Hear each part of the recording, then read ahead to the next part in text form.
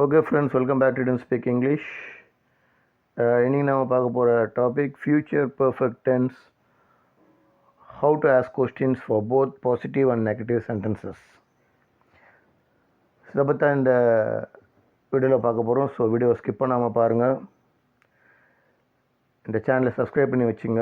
பக்கத்தில் இருக்க பெல் ஐக்கானை கிளிக் பண்ணிங்க. ஆல் என்ற ஆப்ஷன் சூஸ் பண்ணி வச்சுங்க. அப்போ தான் நோட்டிஃபிகேஷன்ஸ் உங்களுக்கு வந்து சேரும். ஸோ இன்றைக்கி வீடியோக்குள்ளே போகிறதுக்கு முன்னாடி ஒரு small motivational statement. Life is like a sail boat. It is directionless without winds of efforts. வாழ்க்கை ஒரு திசையில்லா ஓடம், முயற்சியின் காற்று வீசாத வரை. ஓகே, ஸோ இன்றைக்கி ஃப்யூச்சர் பர்ஃபெக்ட் டென்ஸ் அதை பற்றி பார்க்கலாம். அதோட positive sentences, negative sentences, simple sentences, simple questions எப்படி கேட்குறது, ஸ்பெசிஃபிக் கொஸ்டின் எப்படி கேட்குறதுன்றதை பார்க்கலாம். ஸோ இன்றைக்கி நம்ம எடுத்துருக்க வர்பு வந்து சி. ஸோ சியோட 5 ஃபார்ம்ஸ் உங்களுக்கு தெரியும். See, saw, seen, sees, seeing. Okay, so positive sentence எப்படி கிரியேட் பண்ண முடியும் ஃப்யூச்சர் பர்ஃபெக்ட் டென்ஸில்? He will have seen a movie. She will have seen a movie. It will have seen a movie. Raj will have seen a movie. Rani will have seen a movie. I will have seen a movie. அதாவது நான்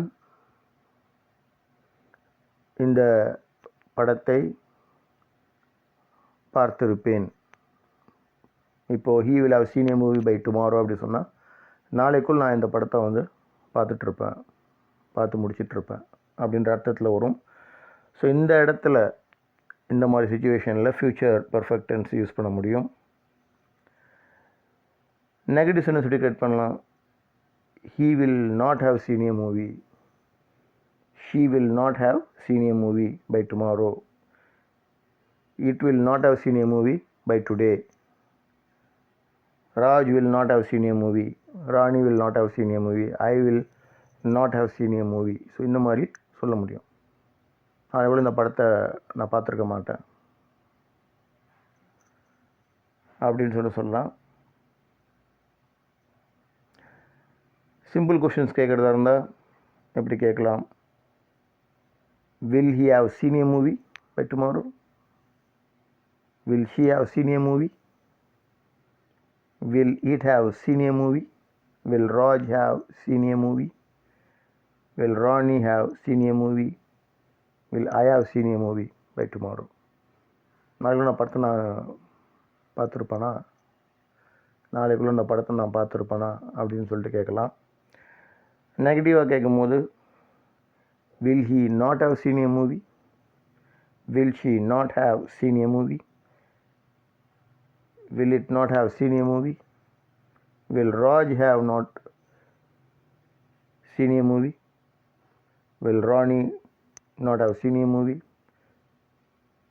will I not have seen a movie? அப்படின்னு கேட்க முடியும். அதே போல் WH questions எடுத்திங்கன்னா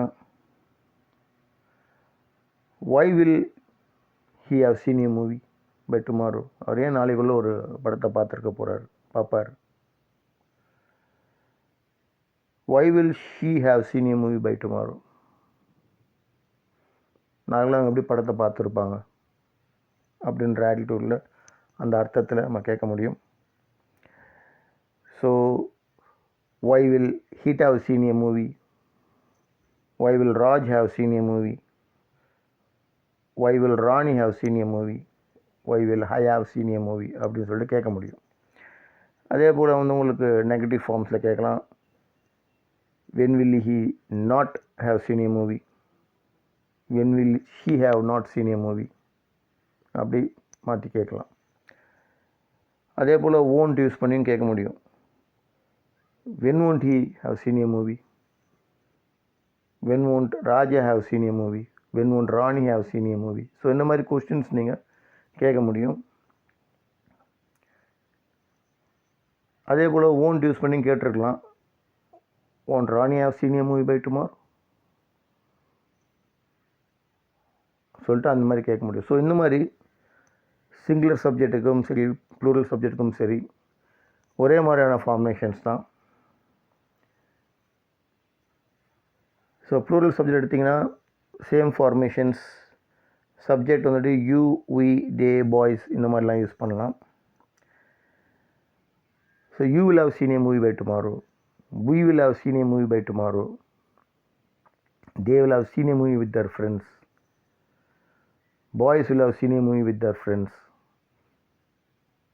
so அந்த மாதிரிலாம் வந்துட்டு நம்ம அந்த பாசிட்டிவ் சென்டென்ஸ் ஃப்ரேம் பண்ண முடியும். நெகட்டிவ் சென்டென்ஸ் பொறுத்த வரைக்கும் you will not have seen a movie. We will not have seen a movie. They will not have seen a movie. Boys will not have seen a movie. அப்படி சொல்லலாம். You won't have seen a movie with your friends. We won't have seen a movie by tomorrow. They won't have seen a movie. Boys won't have seen a movie. So இந்த மாதிரி நீங்கள் negative sentences form பண்ணலாம். Simple questions பொறுத்த வரைக்கும் will you have seen a movie by tomorrow? Will we have seen a movie by tomorrow? Will they have seen a movie with their friends?